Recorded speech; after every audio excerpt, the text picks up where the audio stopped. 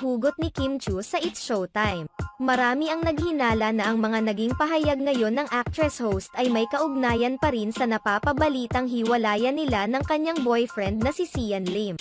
Kaya naman na sa tuwing patungkol sa pag-ibig ang topic ng mga host sa It's Showtime, palaging inaabangan ang pahayag ni Kim Chu.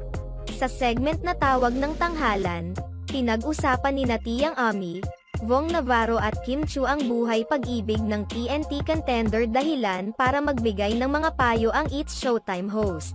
Nabaling naman ang atensyon ng mga madlang people kay Kim Chu dahil sa naging payo nito sa TNT contender. Ayon kay Kim Chu, dapat babaan ang expectation. Dahil kapag mataas umano ang expectation sa isang tao, at the end of the day ikaw pa rin ang masasaktan. Lower your expectation because if you expect too much to top person at the end of the day ikaw pa rin ang masasaktan. Life